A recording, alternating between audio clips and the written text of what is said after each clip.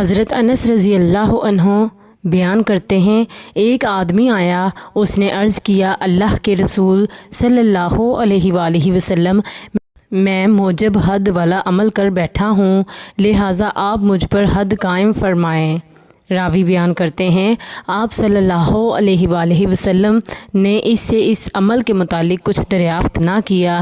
اتنے میں نماز کا وقت ہو گیا تو اس نے رسول اللہ صلی اللہ علیہ وآلہ وسلم کے ساتھ نماز پڑھی۔ جب نبی صلی اللہ علیہ وآلہ وسلم نماز ادا کر چکے تو وہ آدمی کھڑا ہوا اور عرض کیا، اللہ کے رسول صلی اللہ علیہ وآلہ وسلم، میں نے ایسا کام کیا ہے کہ حد کو پہنچ چکا ہوں، لہٰذا آپ میرے متعلق اللہ کا حکم نافذ فرمائیں۔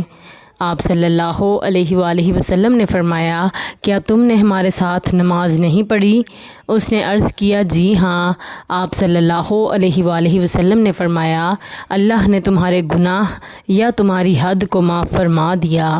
مشکوٰۃ المصابیح حدیث نمبر 567۔ حضرت ابو ہریرہ رضی اللہ عنہ بیان کرتے ہیں، رسول اللہ صلی اللہ علیہ وآلہ وسلم نے فرمایا، جب کبیرہ گناہوں سے بچا جائے تو 5 نمازیں جمعہ دوسرے جمعہ تک اور رمضان دوسرے رمضان تک ہونے والے صغیرہ گناہوں کا کفارہ ہیں۔ مشکوٰۃ المصابیح حدیث نمبر 564۔ حضرت راوی حدیث ابو علقمہ بیان کرتے ہیں کہ میری معلومات کے مطابق ابو ہریرہ رضی اللہ عنہ اسے رسول اللہ صلی اللہ علیہ وآلہ وسلم سے مرفوعاً روایت کرتے ہیں کہ آپ صلی اللہ علیہ وآلہ وسلم نے فرمایا، اللہ عز و جل اس امت کے لیے ہر 100 سال کے آخر پر کسی ایسے شخص کو بھیجے گا جو اس کے لیے اس کی دین کی تجدید کرے گا۔ مشکوٰۃ المصابیح حدیث نمبر 247۔ حضرت ابن مسعود رضی اللہ عنہ بیان کرتے ہیں،